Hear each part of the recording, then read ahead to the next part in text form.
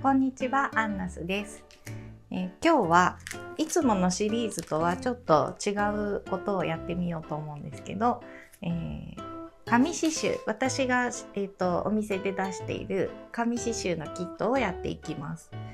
これがうちのキットの中でも一番売れているので、ちょっとこれでやり方を説明してって思いました。で、これははがきサイズの紙に刺繍糸で刺繍っていうんですかね、やっていくとこういう感じになります。では手元の方にどうぞ。はい、では、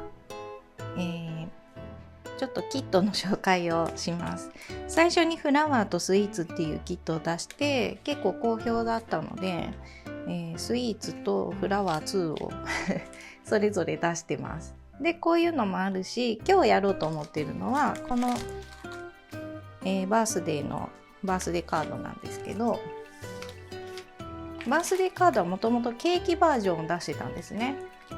でお花がないなと思ったんでお花を作ってみたんですけど、他にもキットいっぱいあるんで、それはもうネットショップとかお店でちょっと見ていただいて、今日は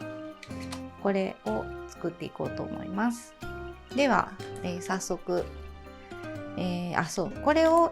作る時に必要なものは針は刺繍針がいいです。なんでかっていうと刺繍糸ってたくさん入れなきゃいけないので穴が大きいんですね。普通の縫い針だと穴が丸いんですけど、縦長になっててちゃんと本数に合わせてその、糸番号が針番号が決まっているんで、それで刺繍針は必要です。であと目打ち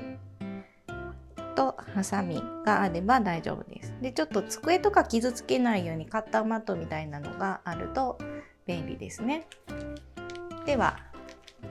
ちょっと開けてみ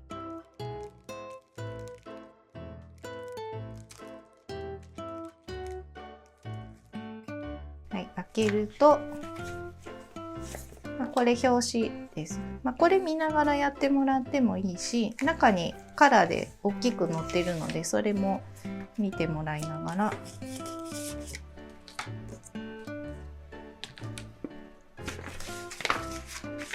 作り方が2枚入っていて、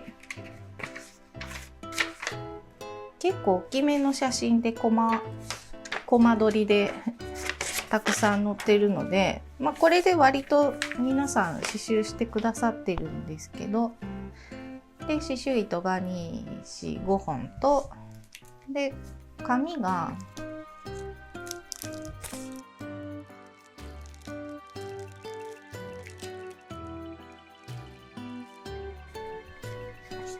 3枚入ってます。あとは作り方、基本のステッチと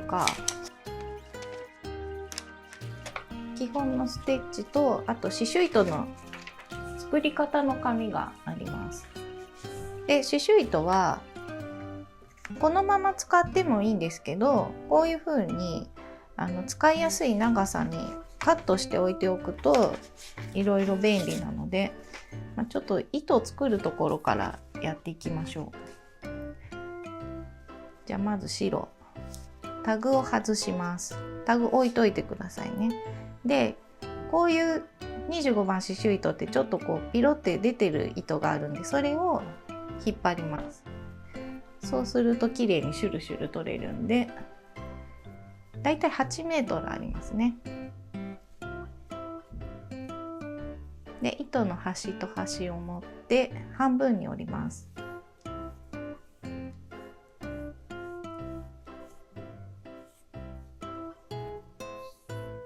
でまたさらに半分に折ります。で最後三つ折りにするとちょうど使いやすい長さの65センチぐらいになるので、端を全部カットします。ここに載っている2つ折りを2回して、で最後三つ折りですね。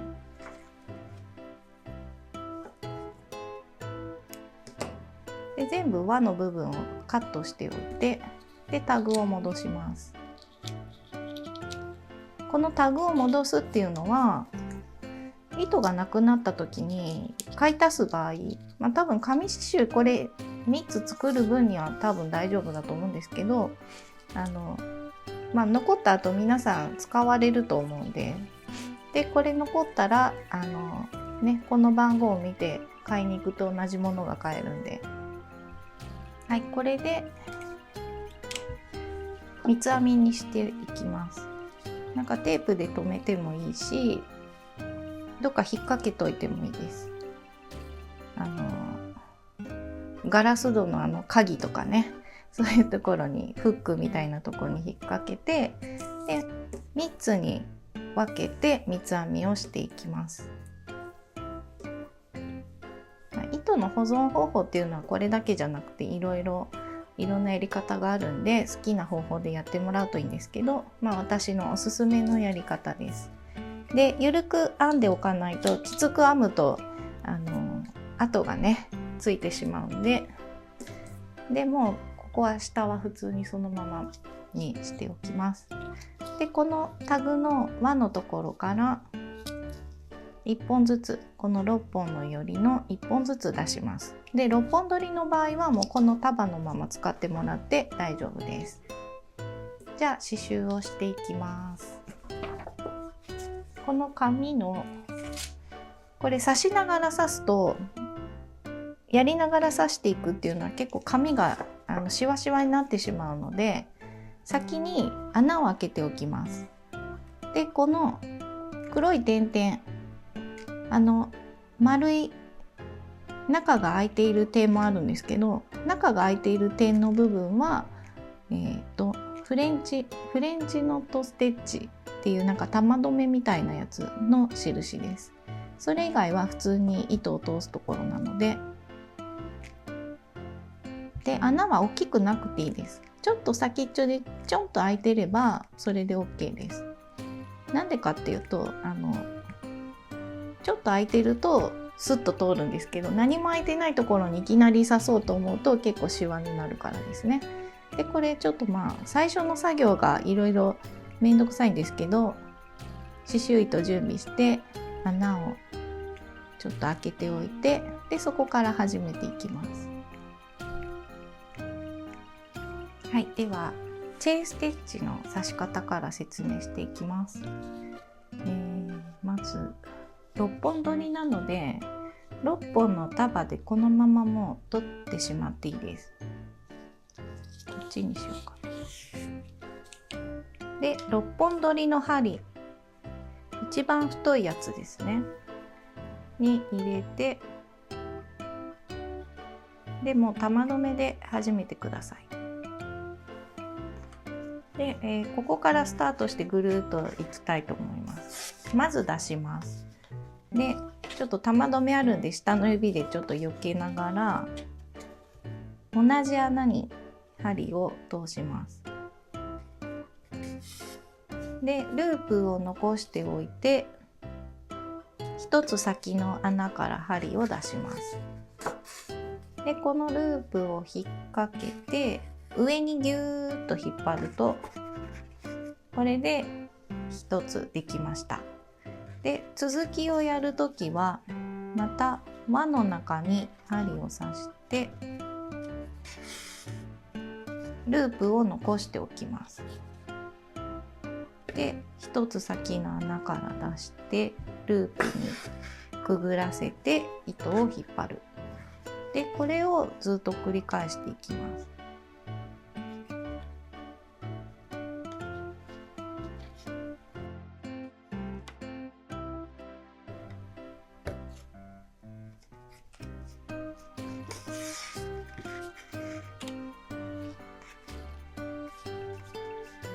で、もし、糸これいっぱいあるんですけど、もし糸がなくなったら途中でも輪の外に刺して針を1回終わらせてください。すべてのチェーンステッチはこの輪の外側に針を刺して同じ穴を狙ってくださいね。穴はできるだけ開けない方が紙刺繍は貫通しなくていいので。で玉留めで留めるか裏にいっぱい絡めても大丈夫です。ちょっと今日はまだ刺繍が少ないんで絡めるとこが少ないから玉留めをします。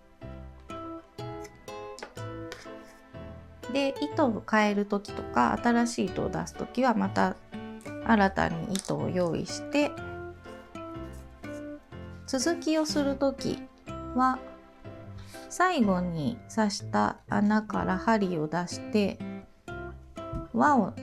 ちょっとちゃんと開けておいてくださいね。最後に刺した穴から針を出して輪の中から針を出します。でまたこうするとさっきと同じ状態が出てくるので、これでまた輪の中に針を刺して、そこいつもね玉留め刺しちゃうんでそれだけ気をつけてもらって、でまた次の穴から針を出すっていう感じでぐるーっといったら、また2周目ぐるっといきます。で、チェーンステッチ隣同士ちょっとね穴をずらしてます。だから隣同士貫通しないようにちょっと考えて穴の位置を作っているので、もう何も考えずにこの穴の通りにチェーンステッチをしていただければこれで大丈夫です。で出来上がりがこんな感じですね。2列ずつやっていきます。でここはねこの最後のところはチェーンステッチ最後までやってないんですね。ちょっとこれもやります。ここの説明をします。このリボンの最後ちょっと先がとんがってると可愛いので、2列やりました。で下の段の、最後1粒ここですね。ここは最後もう1個やった方がいいですね。これでチェーンステッチをやって、で最後ここもう1粒最終的にこの隣とつながってるんですけど、これ1粒作らないで最後の1粒作ったらもう隣の列の頂点に針を刺して、これでギューって引っ張っておくとここが綺麗にとんがるので、これでおしまい。こういう感じに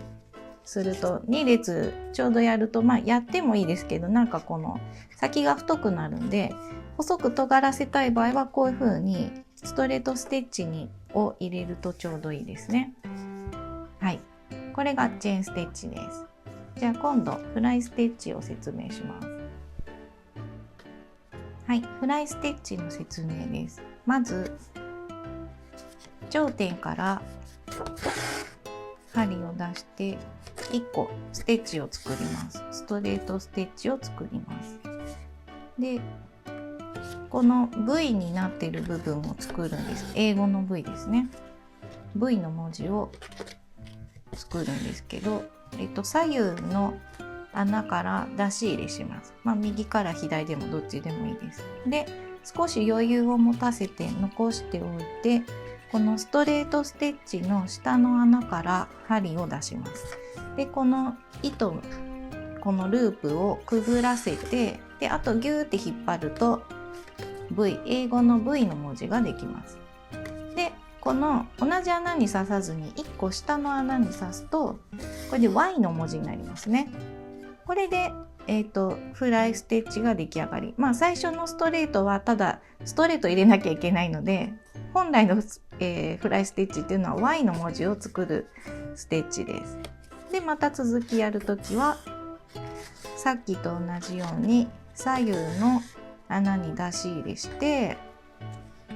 でストレートステッチ Y の下の穴から針を出して糸をくぐらせてギューッと引っ張って、で下の穴に刺します。でこれを繰り返していきますね。あと Y を2つ作ってこれで出来上がりです。はい、では次がレゼーデージステッチ足すストレートステッチ、葉っぱの刺し方ですね。3本取りなので1本ずつ糸を抜きます。これ1本ずつ抜かないともつれるんで気をつけてください。で3本取りの針に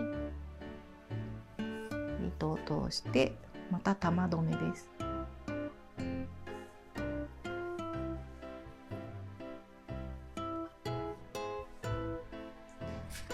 で、レゼーデージステッチの作り方、この葉っぱの楕円形の部分ですね。チェーンと同じです。まず下の穴から出し入れして上の穴から針を出してこの残しておいたループをくぐらせて上に引っ張る。でチェーンはいいんですけどレゼーデージはふんわりさせなきゃいけないのでちょっと針で整えてください。ふわっとするように、これぐらいですかね。この下絵の感じになるようにふわっと残しておいて、で輪の外に刺して留めます。でこの時左右の糸の長さがこう短いのと長いのみたいになった場合はちょっとこう針で整えて、でこれで外側ができました。これレゼーデージです。でこの後ストレートステッチを縦に入れて面を埋めます。また下から針を出して輪の外側上の穴に針を入れて、で糸がこうよりが残っててキュキュってなった場合は面が埋まらないんで、こうやって針でちょっとこう針をバラバラさせ糸をバラバラさせて針でこう整えて、なんかこうサテンステッチというか面を埋めるようなステッチになるように仕上げます。で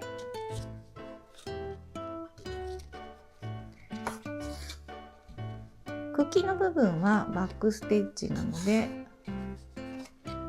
茎も入れつつ、そうであんまり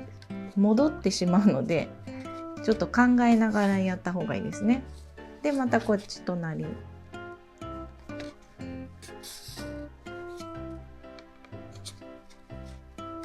レゼーデージステッチを入れて輪の外に出して、でちょっと整えて、でストレートステッチを足す。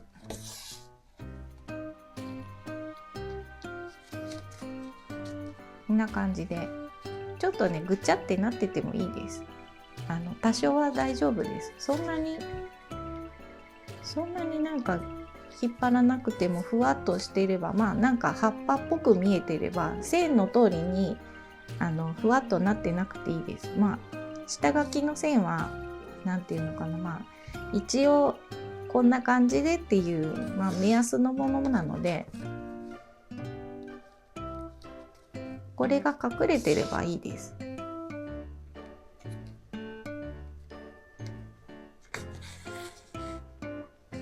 でこんな感じでやっていきます。はい、では次は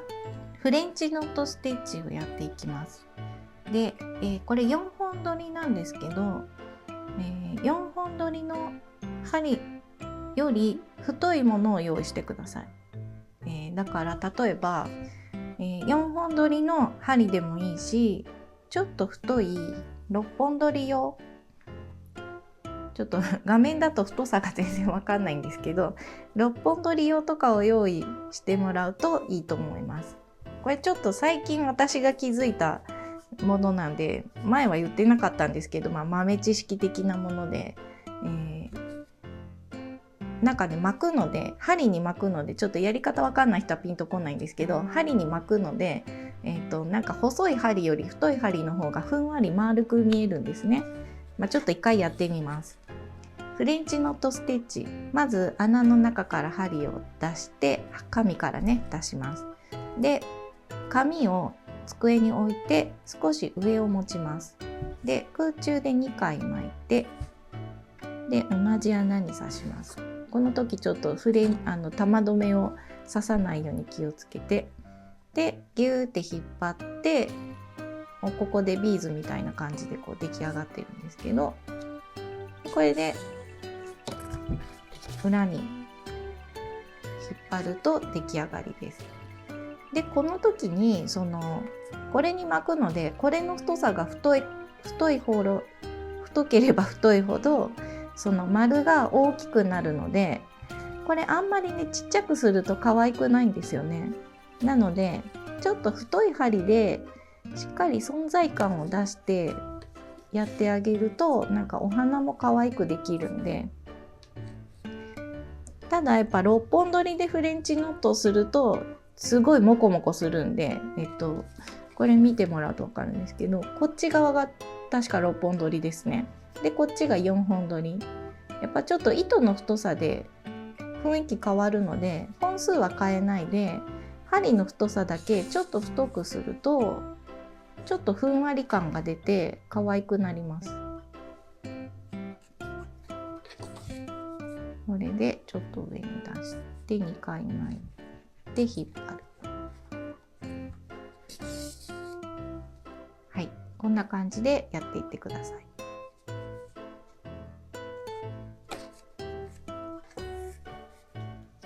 では、スパイダーウェブローズの5本、これが基本なんですけど、基本のスパイダーウェブローズステッチをやります。糸は6本取りなので、もうそのままガバッと出してもらって、普通に針にそのままよりが残ってる、よりってこうねじれが残ってるまま針に刺します。で最初ストレートステッチを5本入れます。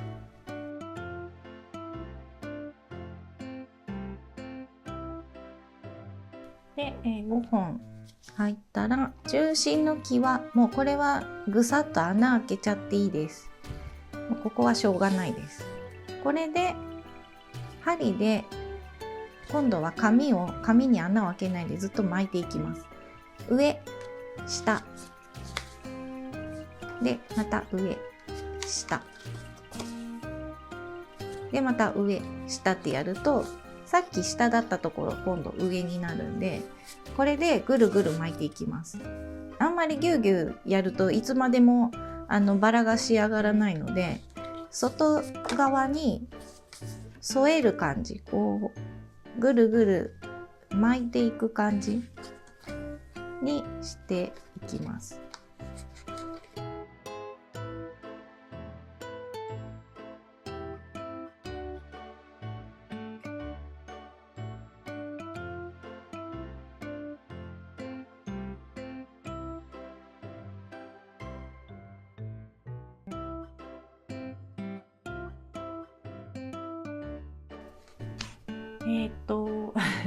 これで最後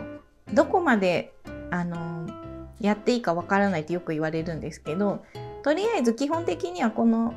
最初のストレートステッチが見えなくなるまで刺していくっていうのが基本です。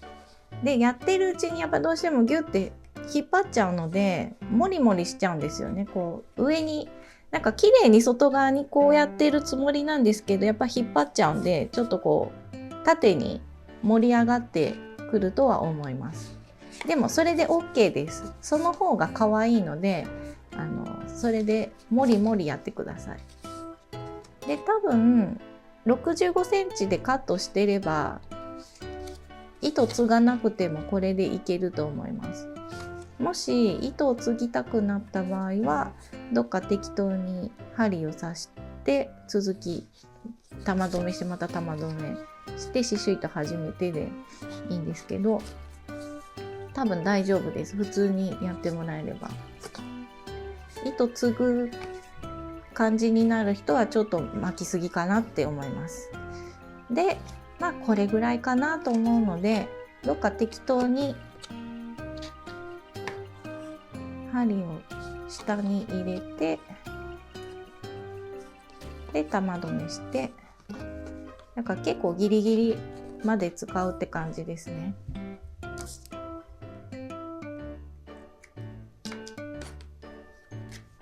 これで出来上がり。これが基本のスパイダーウェブローズです。でこの後足が3本のやつと足が2本のやつがあるんで、これを説明していきます。はい、足が3本の方を先にやっていきます。3本足のスパイダーウェブローズ。ちょっとここ近いので巻くときに気をつけてくださいね。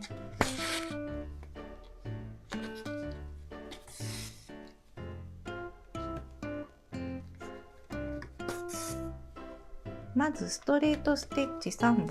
入れます。で中心の際からブスッと新たに穴を作っていただいて、で、上下上下、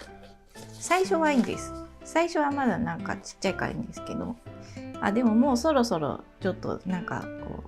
う予兆が出てきましたね。上下、はい、この辺ぐらいから、さっきスパイダーウェブローズは結構ギュウギュウ引っ張ったんですけど、引っ張れなくなってきます。ふわっとさせます。上下3本が一番こう難しいかもしれないですね。でまた上下ふわ、これで引っ張ると上に乗っちゃうんですよね。糸が上に乗らないように、もう本当に添えるだけふわっとさせておく。でまた上下、もうこれでいいですこれで止めるぐらいの感じで、もう失敗したらぐちゃってなってしまったら、ちょっと一回も全部糸を切って一からやり直すっていう方がいいと思います。ちょっと戻すの大変でしたね、前失敗した時。なのでこれでまたふわっと糸絡まないようにふわ、ちょっとここで指で押さえながらやると上に乗らなくていいかもですね。この糸が上に乗らないように外側にぐるってなるようにするので、結構ね詰まってないです。ほぼ空気みたいな感じ。5本の場合はすごい詰まってるなっていう感じするんですけど、3本の場合は詰めない、ふわっと。これだと上に乗るから外側にふわっと。なんかこれ布では使えないですね。布の刺繍の時は結構やりづらいんじゃないかなと思います。あんまやったことないですけど、もうほんとこんな感じ。これぐらいで下でしょ、上下で外側に行くようにキュキュッと調整して、下もうこれぐらいでいいかな。もうちょっと糸が1本ビロンと出てしまいましたね。もうこういうのはちょっと中に入れて、はい、でどうか適当な穴に刺して、はい、これで終わりです。こんな感じなので結構慎重にやる感じになりますね。なんかやるたんびにちょっと雰囲気変わってますね今回はちょっと綺麗にできたかも。意外と前の方がちょっとこう上に積み重なってますね。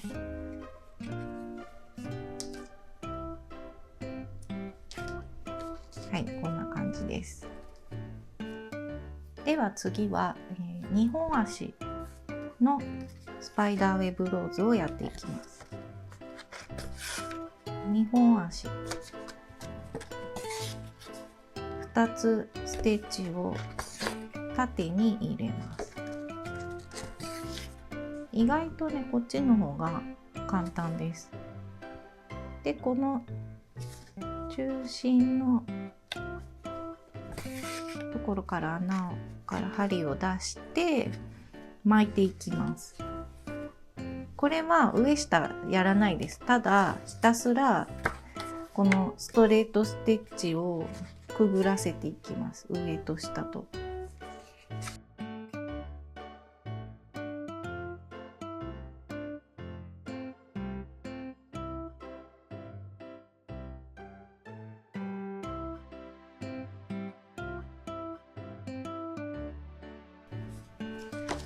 こんなもんですかね。結構巻きました。結構ぐるぐるに巻いて、でどっか下がいいですかね。下に針を刺して終わるみたいな感じにします。でもうついでにフレンチノットをやっていきます。同じ6本取りなんで、これでなんかスズランみたいな感じの仕上がりになります。玉留めを刺しちゃいましたね。玉留めを刺さないようにだけ気をつけてください。これで全部絡まってしまうんで、はい、もうこれ続きで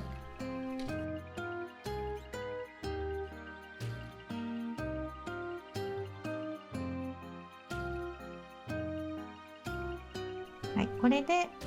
この2本足のスパイダーウェブローズステッチが出来上がりです。あとはもう繰り返しですね。同じステッチが真ん中のここのステッチもフレンチノットとストレートステッチ、これもストレートステッチとフレンチノット。基本的にフレンチノットっていうのは最後って覚えておいてもらって、布でもそうなんですけど、上から刺すことの方が多いです。先にフレンチノットやって後から何々みたいなのってあんまりないので、もう最後にフレンチノットって覚えてもらっていいと思います。なんかこれも全部終わってから、これはついでにやると楽ですね。このスズランみたいなのは最後についでにやってくださいっていう感じで、あとはもう同じかな。はい、ということで皆さん楽しくスパイダーウェブローズなんかはちょっと手こずるかもしれないですけど、楽しいので、なんかこれ小学生に教えるとみんなもう喜んでスパイダーウェブローズばっかりで埋めて、葉っぱをほとんど刺してくれないみたいな感じになるんですけど、本当楽しいのでぜひ皆さんやってみてください。以上です。